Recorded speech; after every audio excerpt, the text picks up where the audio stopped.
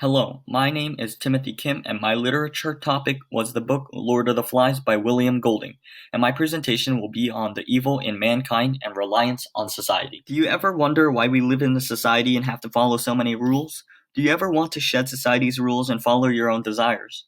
Well, World War II sparked yet another time of questioning regarding humanity. Preceding World War II was a time period called the Atomic Age.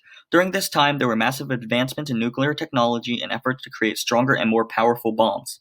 The atomic bomb that destroyed Hiroshima was devastating and caused more than 100,000 deaths. The goal was to create a bomb that could kill more people than ever witnessed before.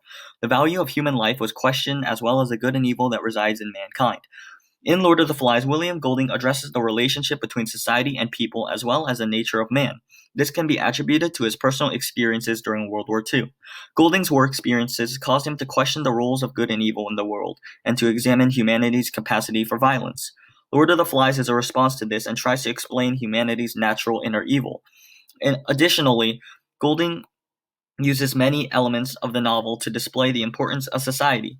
William Golding's themes in Lord of the Flies adroitly explores questions that were re-highlighted by the atrocities of World War II and the race for nuclear power during the Atomic Age surrounding the relationship between civilization and humanity by demonstrating that mankind is inherently evil and capable of terrible atrocities in the pursuit of something that has been deemed good.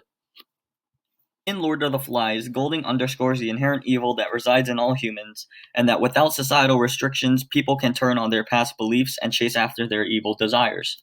When Simon had a vision in the glade, the Lord of the Flies spoke to him, saying, "And I'm the beast. Fancy thinking the beast was something you can hunt and kill. You knew, didn't you? I'm a part of you. Close, close, close." Simon finally realized that there is a deep and dangerous beast inside of everyone which must be controlled. In response to this, Simon tried to tell this to the other boys, but the beast inside of them made them kill him. His quick-wittedness and reverence in his search for the truth led him to find the truth, but also ultimately led to his death.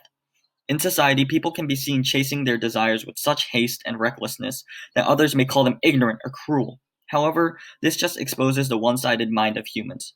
People are willing to give up everything to follow their desires, even going as far as to disregard other people as humans. Golding warns the world of what could have and what can happen. World War II could have ended in a totalitarian regime, and Golding cautions that anyone could have started it. The Nazis did not commit heinous acts simply because they were Nazis, but because of the inherent evil that made them overlook their morals. Golding uses Jack to strengthen this idea by making him represent a totalitarian. Jack's thirst for power causes him to become extremely manipulative, from forcing the boys to call him Meridu to ridiculing others to gain appeal in his community. He controls others in order to gain power. Moreover, Golding goes on to express that anyone is capable of such acts and that a totalitarian regime was a terrible occurrence that we could have fallen into due to the evil inside of mankind.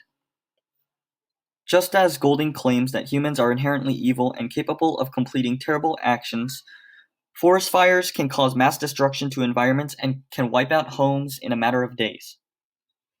Additionally, Golding deftly utilizes plot elements to express that without civilization, people will become more primitive and eventually lose any sense of morals. In Lord of the Flies, civilization is seen as something that controls humans from savagery, and that without it, everyone will lose their values that they would normally uphold in a society.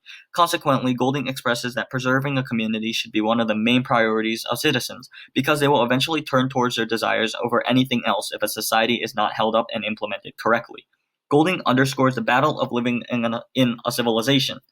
He emphasizes the idea by having Ralph and Piggy prioritize maintaining the fire. The fire is the most important thing. Without the fire, we can't be rescued. I like to put on war paint and be a savage, but we must keep the fire burning. Fire is known as a symbol of civilization and advancement that transcends back to the time of the Greeks. Golding highlights that civilization is the only way that people can live peacefully together. He asserts that a community forces people to abide by the rules and follow certain order, which keeps people in check. However, Golding provides mankind with hope, saying that there is a way to control humans' inner evil, and that there is a way to live in harmony with one another. Essentially, Golding is emphasizing that civilization can enable human beings to work hand in hand together while maintaining peace. Just as humans rely on civilization to contain their inner evil, forest fires are controlled by natural landforms as well as weather or firefighters. These things help sustain order and maintain harmony.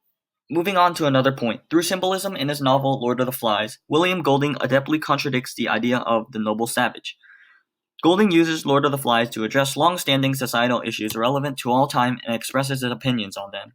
Jean-Jacques Rousseau's ideas are heavily contested by Golding's writing in Lord of the Flies. Above all, Rousseau proposes the idea that civilization is actually a corrupting influence on humanity, and that without civilization, mankind would be more harmonious. Rousseau glorifies the idea of the noble savage. He believed that all humans are born pure and that civilization corrupts them and makes them evil. He felt that without society, humans would be freer and better people. Golding, however, believed that all humans have this inner beast or savage inside them, and that society is what contains this beast. This is clearly displayed when Roger could not get himself to throw stones at Henry. Golding writes, Roger gathered a handful of stones and began to throw them, yet there was a space around Henry, perhaps 6 yards in diameter, onto which he dared not throw. Here, invisible yet strong, was the taboo of the old life. Round the squatting child was the protection of parents and the school and the policemen and the law. In the beginning of Lord of the Flies, Golding displays that the savagery in the people was still blocked by beliefs from civilization. This event in the novel, however, marks the beginning of their fall into savagery. Golding contradicts the idea of the noble savage and expresses that without society, humans will recklessly chase their evil desires. Just as William Golding contradicted Rousseau's ideas, there is a huge debate on whether humans should interfere with forest fires. Some believe that it is better for the environment to just let the fire burn down naturally, and that humans will cause more damage by spraying fires with chemicals and burning certain parts of land down, while others think it is important for humans to control these fires to prevent damage in certain areas, and that they will better preserve the environment. William Golding was losing his faith in humanity. Serving aboard a British destroyer in World War II, the philosophy teacher turned Royal Navy lieutenant was constantly confronted by the atrocities of his fellow man. And when he returned to England to find Cold War superpowers threatening one another with nuclear annihilation, he was forced to interrogate the very roots of human nature. These musings on the inevitability of violence would inspire his first and most famous novel, Lord of the Flies. Initially, the survivors try to establish some sense of order. A boy named Ralph blows into a conch shell to assemble the group and delegate tasks. But as Jack vies for leadership with Ralph, the group splinters, and the boys submit to their darker urges. The mob of children soon forgets their plans for rescue, silences the few voices of reason, and blindly follows Jack to the edge of the island and the edge of sanity. The novel's universal themes of morality, civility, and society have made it a literary classic, satirizing both conventions of its time and long-held beliefs about humanity. While island adventure stories often support colonialism, Lord of the Flies turns this trope on its head. Rather than cruelly casting native populations as stereotypical savages, Golding transforms his angelic British schoolboys into savage caricatures. William Golding utilizes Lord of the Flies to address societal issues relevant to the time and express his ideas on the importance of society and the good and evil in man. Furthermore, Golding uses this novel to warn people. He cautions and asserts that people should be most cautious about themselves and be aware of their mental state. Golding stresses that civilization is essential to maintaining harmony among all of mankind. He goes on to provide a ray of hope for those struggling to find good in man following the horrors of World War II. Moreover, Golding indicates the strength of the human mind and the power of rationality. While he may assert that man is inherently evil, he also provides reassurance to society during the atomic age by highlighting the strength of the human mind and the astonishing capabilities of mankind. Not only does Lord of the Flies illustrate and address the societal issues of Golding's day, but it also proposes innovative ideas and values that have and will continue to stand the test of time. And just as forest fires can bring new life and better the ecosystem, William Golding provided a new hope for those living during the atomic age. Thank you for listening to my presentation.